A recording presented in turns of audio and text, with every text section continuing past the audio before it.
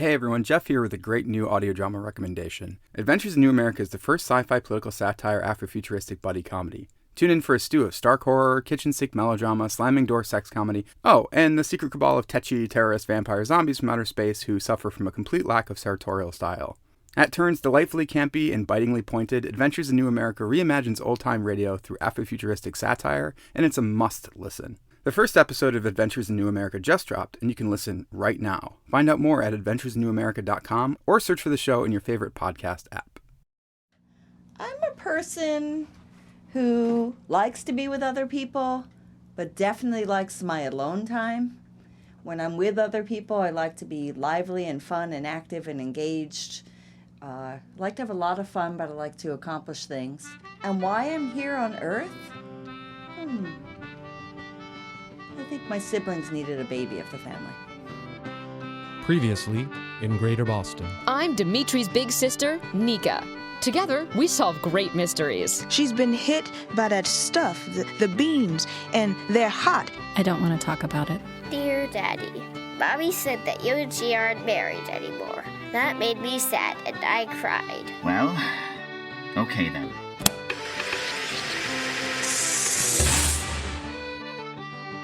Phil's calling. You want it in character voice or in? All right. Malden. Red Dorchester. Somerville. Kansas. Liston. This? Somerville. I've been reviewing my mission my whole life. I live in Milton, Massachusetts. Rosendale. And Boston. This is Brockton. Medford, Massachusetts. Red Line. Dorchester. This is Greater Boston. This week in Greater Boston, Episode 28, Exiles and Everyone's Business.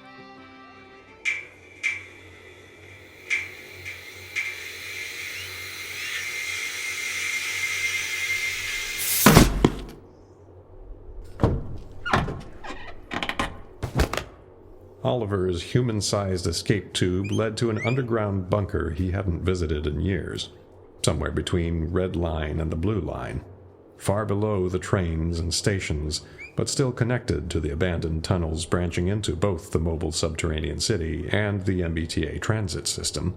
He spent weeks poking around the crates of stolen goods and artwork, abandoned projects from another life, all while drinking coffee and reading the paper, which he'd set to deliver via a timed pneumatic tube. When there was a story on Red Line, he diligently clipped it from the paper and burned it with a match, careful not to read a word. One day he glimpsed equipment through the center of the paper, where a freshly clipped hole now was. The cages and water bottles and boxes of food pellets, incubators and bags of straw and grass and... Wait, guinea pigs? Keep moving forward. That's what I need to do. I need a new identity. This one is presently tarnished. I'm still on the guinea pig breeding equipment. Now, where is my Rolodex?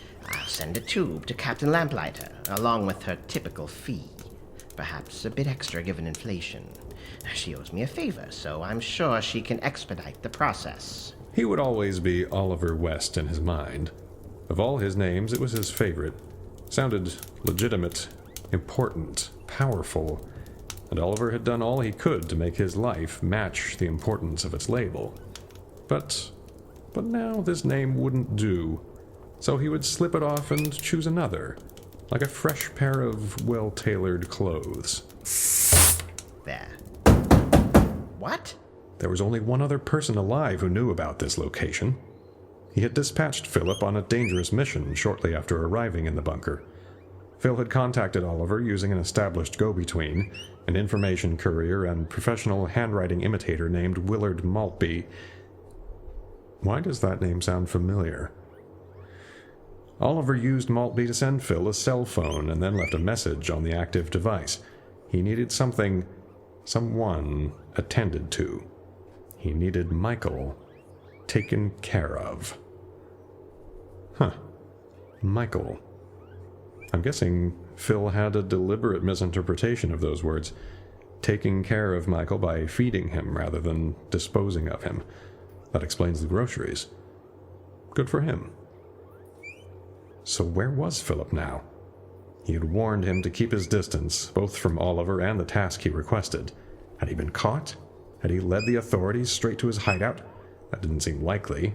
As careless as Philip could be, he was also exceedingly loyal, his finest quality. Was he swinging by just to confirm the job was complete? Why take such a risk? Philip, is that you? I'm afraid not, Mr. West. Could I have a minute of your time? There is no Mr. West here, sir. I am afraid you're mistaken. Come now, Mr. West. There's nothing to be afraid of. I have a business proposition for you. I'm guessing you may be interested given the condition of your failed publishing empire and criminal activities.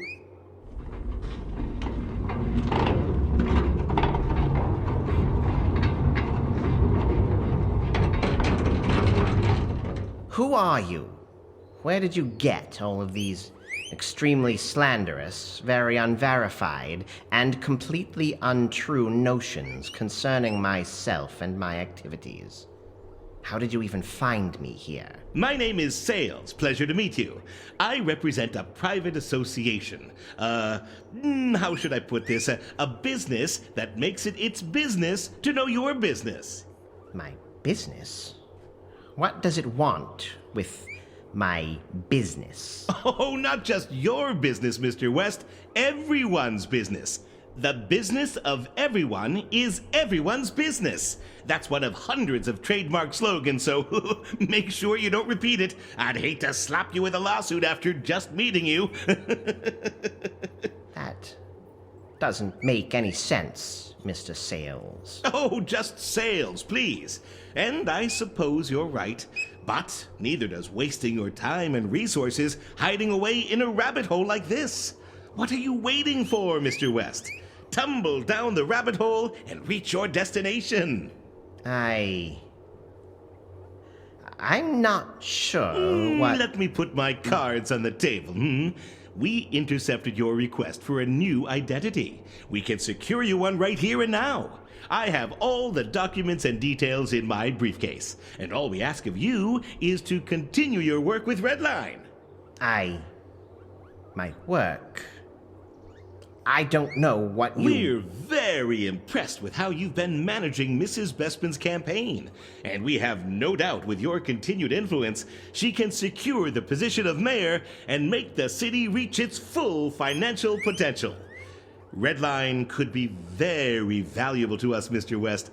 All we need is an agreeable partner in a position of power. If you continue your work, I'm sure you can secure us that, no? What's the name of your private association again? We have many names.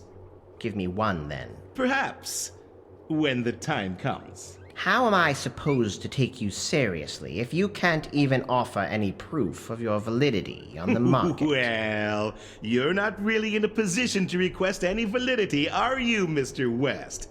But that can change. We'll work towards obscuring and eventually annulling your relationship with your former media company. We'll inform the city of the large, derelict real estate space. They'll eventually seize it and resell it at a short sale. We'll purchase it over and over again using different enterprises within our association to give the appearance of turnover. Then we'll lower the price to such a degree that someone else will purchase it for the downright steal it will be, its illegitimate reputation now buried under a pile of legitimate transactions. Meanwhile, you'll continue your work with Mrs. Bespin. You'll secure Redline for us, for all of us. And once you do, we maximize the profits of the city. But how would I even begin to do that? With my reputation in my current state, I can't possibly exercise control over Emily, even with this fancy brand new identity. And how would I even begin to make that preposterous city train thing profitable? Oh, a good businessman doesn't look at what he's lost, he looks at what he has left. Down the rabbit hole, Mr. West. Stumble deep, deep down to Wonderland. The answers you seek are waiting for you there. So, do we have a deal?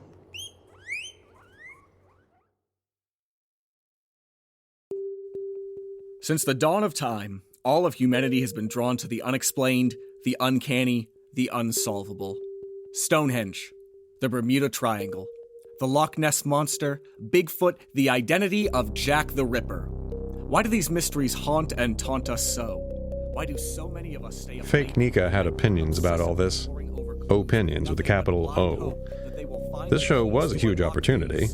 These past 3 years, she'd landed 17 parts, such as Party Guest Number 3, Panicked Bystander, Blonde Murder Victim, and her big breakout role, Clumsy Barista. But now she was co-hosting her own show. Her own bullshit, cheap-ass reality mystery show, starring Dimitri and fake Nika Stamatis. Am I really supposed to keep calling her fake Nika? She must have an actual name. And I'm Dimitri's big sister, Nika. Together, we solve great mysteries. Oh, I get it. She's in character. Acting is weird. Today, we have returned to the city of our childhoods. Our beloved Boston, Massachusetts. Dimitri insisted on the location. We're here to search for another missing man, a would-be philosopher king who walked the aisles of the subway preaching wisdom and reform and revolution. Only to vanish at the very moment of victory. Yes, today we begin tracking Professor Paul Montgomery Chelmsworth, the mayor of the Red Line, before the Red Line became Red Line, and before Red Line had a real mayor. And Chelmsworth provided the justification for shooting here. We will comb Chelmsworth's life and history to settle the question. Was Chelmsworth a tragic hero, whisked away by unseen forces? Or a cowardly fraud who shattered the promises he made and the dreams he inspired? Soon the world will know, because Stamatis and Stamatis are on the case. Fake Nika approved, though. She wanted Dimitri to reconcile with real Nika. He wasn't a bad guy, just kind of a mess right now. Nice. Okay. We got the street level, got the tracking shot down the stairs. Let's hit the sales floor. Everyone set? Okay, 3, 2, 1, action! She was determined to get Dimitri the moment he and his sister needed, if she could figure out how to do it without undermining the show. Filene's Basement was a fixture of Boston's commercial hub, a destination for decades of happy shoppers. Now reduced to an abandoned, hangar-littered husk. It's a total mess. I think back that way. Yes, that looks like the manager's office. Chelmsworth's office during the campaign. Our first clue surely awaits us inside. Oh, hello. I wasn't expecting visitors. But you're Paul Montgomery. Salutations. Paul Montgomery. That's right. Chelmsworth. My reputation precedes me. How flattering. But you're just right here. I am. Don't stop. Work with it. But he's right here, sitting at his desk. Well, yes. Yes. We planned a 5-part series. He's been missing for over a year, and nobody thought to look in his chair? Not to me, Dimitri. Talk to Chelmsworth. Stay in the moment. I haven't been here the entire time. Just the past few weeks. But, so that's it? You went away, you came back, mystery solved? Well, yes, though with something of an inspirational voyage between those two endpoints. An inspirational voyage. You had an inspirational voyage. I did. I cut off all contact with my life back home and went out to see the world. I traveled the oceans for a while, subsisted on what fish I could catch, moored to the cast-off detritus of civilization. I was detoured by an unrelated adventure, which led me to a person who's been missing for many years. It was quite transformative and crystallized my conviction to return, to rejuvenate my relationships with the people I hold most dear. And have you done that? Done which? Rejuvenated your relationships. Not as of yet. I haven't quite found the suitable circumstances. I'd be delighted to offer an interview if you'd like. Regale you with the entire tale. And that was the moment. Dimitri, having found the mayor, stood on the brink of repeating history. What? His history. Dimitri is a man who vanishes, who goes off into who the fuck knows all where, and nobody sees him for months. Whoa! Network! We'll fix it in post, just stick with me here. That's what he's about to do. We could see it. Dimitri practically quivered with the need to manifest a puff of smoke to disappear into. Oh. And that's what he did. Okay.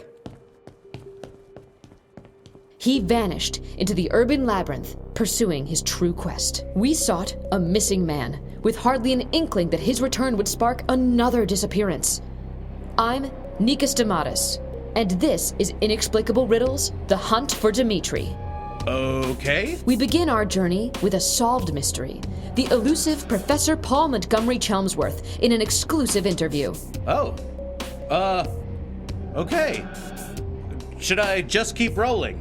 You should definitely keep rolling. Pawn to e4. Pawn to e5. Pawn to f4. e5 pawn takes pawn f4. Bishop to c4. Queen to h4. Check. Cheeky. King to f1. Pawn to b5. Bishop to b5. Knight to f6. Oh? Well then. Knight to f3. Queen to h6. Pawn to d3. Knight to h5. Knight to h4. Queen to g5. Aggressive. Knight to f5. Pawn to c6. Pawn to g5. Knight to f6. Rook to g1. Pawn takes bishop, c to b5. Pawn to h4. Queen to g6. Pawn to h5. Queen to g5. Queen to f3. How are you... Knight to g8. Bishop takes pawn. f4. Queen to f6. Knight to c3. Bishop to c5. Knight to d5. Queen to b2. Bishop to b6. Bishop takes rook, g1. Are you sure that's wise? What is happening to you, Michael? Queen takes Queen rook takes a1. rook a1. Check. King to e2. Knight to a6. Knight takes pawn g7. Check. King to g8. And queen to f6. Knight takes queen f6. And bishop to e7. Checkmate. How do you keep anticipating exactly what It's I'm... like a swimming pool, and every drop of water is absorbed instantly. A thought, an experience, a feeling. If it's connected to another drop, then I'm connected to it, to you. Ripples on the surface of the water like... Michael, I think you need to put down the ball. But there's so much here, so much to see. You were so good, Leon. All of these feelings and thoughts for me, even the concern you have now. They're all so real and pure and genuine. Even your thoughts and feelings are organized in such a meticulous way. I don't think this is good for you. Does it work for you? Can you read me like I can read you? No. You don't know how this feels. I don't. It's true, but I'm guessing you can sense what your behavior right now is reminding me. Pulling me out of the bar? In college. Other times, too. Caring for me. But I'm beyond that now, and I get to experience it here. From a completely different point of view. A better point of view. Not out of shame or guilt or any kind of pathetic remorse, but from a point of pride and love and compassion. But that's not meant for you to feel. It's a manipulation. Those are my feelings. Don't you see the value in this? No. We've never been closer. We are literally arguing right now. Imagine if you could experience this for everyone in the world. That's not how life should work. Knowing how everyone thinks, feeling their feelings all of the time. Put down the ball, Don't Michael. deny the appeal of that, Leon. I can feel it in here. One of the molecules of water connected to billions. You like that idea. One of your biggest frustrations in life was how unorganized everything was. And not just everything, but everyone, including me. So imagine if we could all be like you. I don't want everyone to be like me. If everyone were like me, I wouldn't be me. But if we could all share this... No. But I know so much more now. There are things you don't want to know. I know so much more. I know Is that what it so takes? much Do I need to show you everything? I know so much more. I know so much more. So be it. I know So so be much it. more. I'll I show know you. so much more. I know so much more. I know so much more. I know so much more. I know so much more. I know so much more. I know so much more.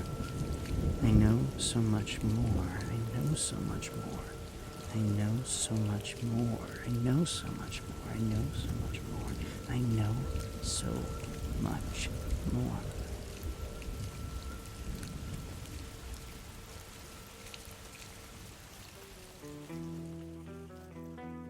Have you ever felt like an exile or been banned from something? No, not really. No. Yes, when I was younger. Do you want to talk about it? It was back during my first 3 years of school. The children back there were not really happy that I was one out of two who would actually go to the library and actually spend time in there. When I would sit down at lunch tables, there were a few people who I can still remember their names. They would actually physically get up and move to a different table. And everyone noticed, but nobody ever said anything. I think I kind of self-imposed that on myself during high school and through school in general. It was easier, a lot less drama. I was briefly a computer science major, and there was an anonymous message board in the department, and the anonymous rape threats and stuff were pretty gross and definitely made me feel like I didn't belong in the department. I've felt isolated in places that I'm not out and getting misgendered a lot, because then I feel mostly invisible or shut out. As being a woman and being a woman of color, I do feel kind of excluded from things that I feel like I should be included in. So there was 6 of us that were from Memphis. And out of that 6, only one of us knew our heritage. The rest of us were, descendants of slaves, so we don't really have those records. We were in the school here in the Northeast where most people here know where they're from. Most people here are first generation. They would ask us what we were or where we're from or where our parents are from, and the only answer we could give was, I don't know. Not knowing where you come from kind of exiles you from the rest of the black community because you should know. When I was around middle school, I felt like I've done something wrong and I was never forgiven for that for a long period of time.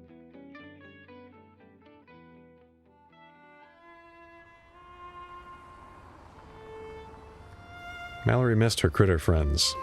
She'd been in the hospital for weeks with nobody to talk to except other people. But now she was out, discharged, released back into the wild. They said to have someone drive her home, like she even knew anyone with a car. Who would she call? Pazito, who she hadn't seen in months? Ramo in San Bernardino, 3,000 miles away? Stupid fucking Jojo? No way. Her mom? Hospital called her. In 3 weeks? Not so much as Not so much as a hope your skin grafts don't itch like inflamed back herpes greeting card. Not so much as a hope your skin grafts don't itch too bad greeting card. Which was a relief, to tell the bullseye fucking truth. Which is fine. Nah. She'd get herself home and back to work, same as she always did. On her own 2 size 7 shit kickers. Shit kickers. Oh, her shoes. Her feet. Okay. But out on the sidewalk, she wavered, looking down the long path to the subway. She could call someone. Here's my number. Not for the news, not for an interview. That's my personal number. For if you need anything, if I can help. She had called him once, actually. Someone had to take care of her friends, keep them in chow and water. Chucko was there for it. He fed her chinchilla, her mice, her parakeets, her koi. Even texted photos of each one, in case she was lonely. And that was great. But that was enough. She walked herself down to the Green Line, inbound. She walked to the north end, found the food truck. Shut down, no sign of customers. She wasn't surprised. When she'd called into work, the phone just rang. A few days later, the line had been as dead as a... Dead as a... Come on, Mallory. You can find it. Well, just dead. That's all. She couldn't even come up with a good simile. It was just as well she had no one to talk to. The truck didn't even smell that much like pot. But being in here made her think of that guy. Extinction event? Except his name was Dipshit now, which, yeah, that was about right.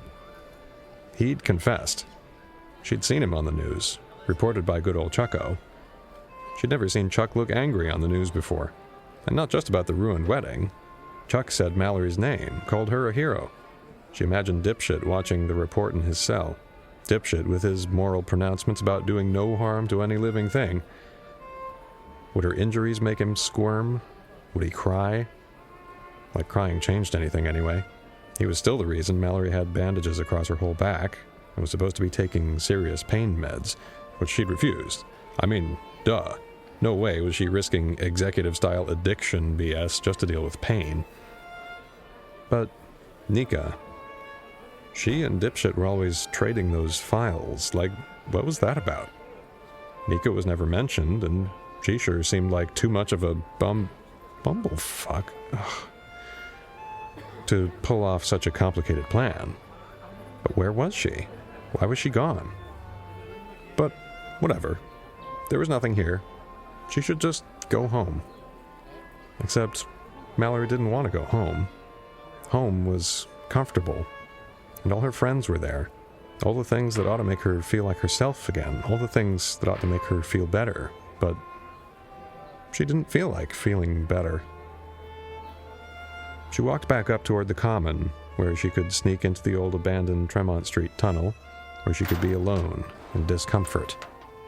It was locked, but Mallory could always get where she wanted to be, especially where there was urban wildlife to meet. So into the tunnel she slipped, and regretted it. There was too much light, too many tools and machines, signs of human activity, fresh sheetrock, new flooring. It's not like I remember it. Whoa, who's that? Dimitri. You're not on the work crew? This used to be one of my spots. My sister and I would come down here looking for treasure. Most people just come down here to get high. Huh. I'd be lying if I said we never did, but it wasn't about that. Not for me, anyway. I liked seeing places most people never saw. The things people didn't know they'd lost. If I hang out over here, are you gonna get all pervy, dumb, head, butt? This is hardly the place for romance. Nobody said shit about romance. Call him something. Insult him. He can take it. Just get him curious. Scent wipe? Scent wipe? I'm just here to sulk. That's it. Good, because don't think I won't fuck up your shit. I could totally fuck up your shit. Who couldn't? Well, alright then. Come on, Dimitri. Ask. Scent wipe? You know, scent wipes. Yeah. No, not getting it. They're like moist towelettes, but for your cooch? With perfume, so your business can smell like a butterfly farting sugar cookies. Except that shit's totally nasty for the whole bacterial biome we got going on. So unless you're looking to start baking some actual bread up in there, you gotta just say no to that feminine odor-shaming bullshit. Okay. Getting better. And that's what you called me, a scent wipe. Well, you're not big enough to be a douchebag. Ah. Okay. Now, just keep talking. Dimitri, please. So, what are you down here for? Same as you. Poetic synchronicity. Sure, dude. That. What's with all the construction? They're building gallery space for Redline. A nice dank little hole to stick some art in. It's on hold, though, while they clean up after all the shit that went down. But they'll be back. Redline. It's stunning, isn't it? A modern marvel, really. A new wonder of the world. It's cool. I go to school there. Yeah? What are you studying? Veterinary medicine. Wow. That's impressive. I know. I skipped that bit. College, I mean. They don't really have schools for what I want it to be. I'm not taking that bait, dude. Bait? I don't give a shit what mysterious thing you want it to be. Not gonna ask. Guess I won't be able to camp out down here. Wish I could help you. You can. It's fine. I'm used to sleeping rough. Mallory, you can help him. You've got something you can give him. Actually, maybe I've got something I can give you. Here. There you go. Thank you. A car key? You're giving me your car? Truck, actually. Go up to North End. Big Olive Garden food truck. Has Go Home Interloper spray painted on the side. But in Italian. Via Casa Interlocutori. Which isn't even right. Interlocutori means conversationalists. They obviously used Google Translate. But it's clear what they meant. Anyway, truck's there. Wow. If there's anything I can do in return, I guess you'll know where to find me. Sure thing. Listen, I'm gonna take off. I got shit to do, and sulking in a tunnel won't get it done. That's a point. Hey, I didn't get your name. Mallory. Just Mallory. It's a mononym, like Bjork. Got it. Thank you for the truck, Mononym Mallory. Nah, it's nothing. Not even mine. Catch you later, scent wipe. Unless I don't.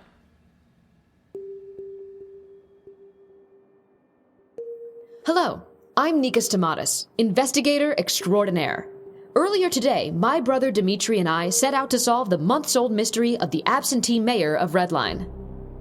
In a stunning turn of events, it took only half a day. We found Professor Paul Montgomery Chelmsworth. And in an Impossible Riddles exclusive, Professor Chelmsworth is here now to reveal the truth behind his disappearance. Hello, Professor. Thank you for agreeing to speak to our audience. Oh, it's my pleasure, Miss Stamatis. I certainly feel I owe the people of Redline an accounting of my activities, and I'm glad to have this opportunity. Why don't we get right to the critical moment? The night that tens of thousands of Redline citizens turned out to support your referendum, only to be tossed over without explanation. So, what the hell, man? Well, you see, I was having trouble writing my victory speech. I'd been working away at it night and day for the better part of 36 hours. Acknowledging defeat is easy, you see, but victory was so outlandish an occurrence that it hardly seemed worth planning for. Whoa. Are you admitting that you had hoped to lose? No, not at all. I just never expected to win. And it took only the briefest of self-reflection to realize that I was little more than a charismatic catalyst, an instrument of innovation, but not suited to the day-to-day needs of so complex an organism as a newborn city. You'd have been bored. I'm not sure you're entirely taking the nuance of my... Next question. Where'd you go? Oh, okay. So I found an abandoned boat and set out to Spectacle Island. I thought the mood demanded some introspective isolation. A hermitage in the harbor, a bit of deliberate living. I moored there for the next few months, living off whatever fish I could catch. You pulled a Walden Pond, but your ego demanded a bigger pond. Got it. So, did any magical epiphanies hit you during your self-indulgent pity party on Walden Garbage Dump? Not right away, but then I found a message in a bottle. The old standard of impossible communication, a corked bottle washing in upon the waves. From a woman named... This is funny. What? Your name is Nika. Yes? Well, that's the same as the person who tossed this bottle into the sea. Nika. And it's addressed to her brother, Dimitri. You're joking. Right, you're making this up? No, not at all. In fact, I have it right here.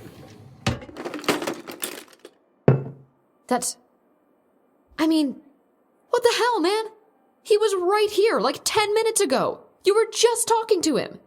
You could have just handed in this message from his sister. Really? How serendipitous. But couldn't you just tell him the message? You're Nika, aren't you? No, yes, but also no. It's complicated. Look, just give me that. I'll give it to him. Oh, wonderful. I've accomplished something. Sure you did. Okay, moving on. You find a note in a bottle. Then what? Then I realized it was time to return home. But first I went to Ohio. Okay, I'll bite. Why did you go to Ohio? I'm not sure I'd like to talk about that. I had some personal business to attend to. An outstanding debt that required repayment. But now I'm here, back in my old Beantown Burg, bountiful Boston, the home of my heart. No. Bring it back to Ohio there, buddy. Oh, I'm sure that's not... Ohio, spill it. Oh, I suppose, if I must.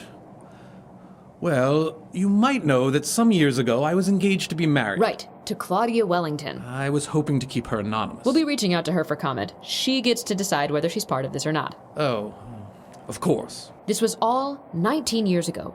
What made you think she'd want to see you now? Well, our relationship came to a rather ambiguous resolution.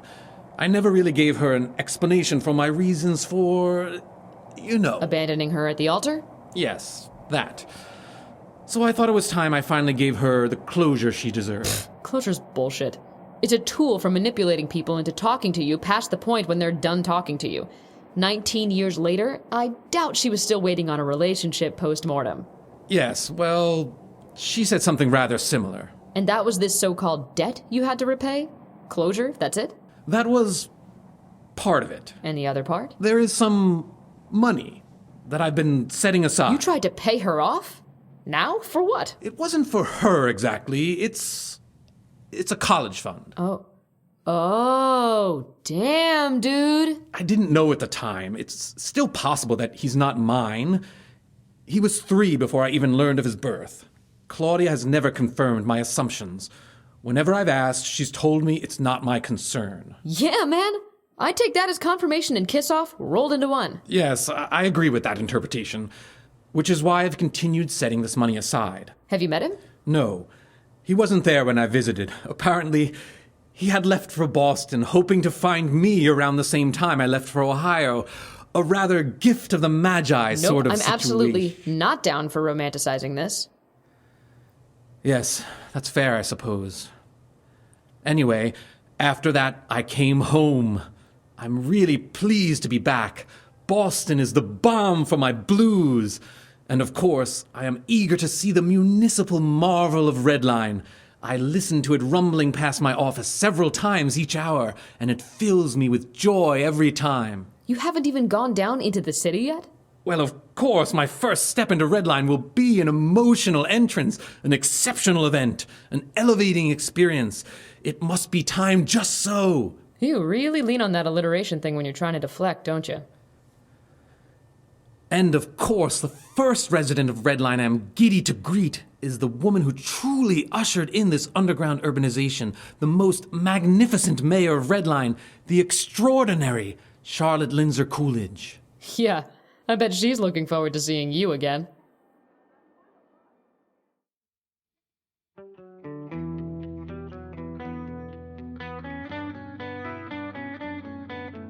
Greater Boston is written and produced by Alexander Danner and Jeff Van Driesen, with recording and technical assistance from Mark Harmon. Special thank you to our Greater Bostonian level patron Bridge for all that you do to support our show.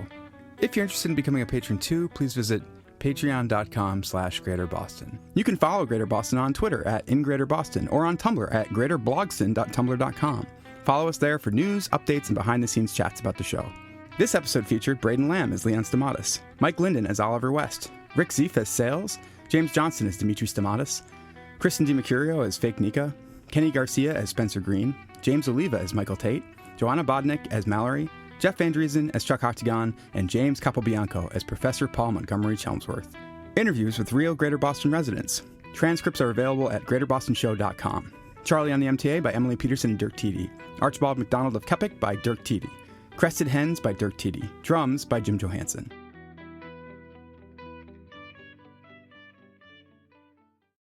I love that I have a Rolodex, and I'm going to pronounce it like that. Rolodex. Candy? It's actually just a Rolodex of candy. Exactly. It is to keep my blood sugar elevated. Oliver's diabetic. Well, he is now. After I finished my Rolodex. An inspirational voyage. You had an inspirational voyage. I did. Blah, blah, blah, blah, blah. Yeah, I'm going to cut you just so no, it's okay. That's pretty authentic to the mayor anyway. Blah, blah, blah, blah, blah. Blah, blah, blah, blah, blah. Blah, blah, blah, blah. We're going to cut to Dimitri saying, what?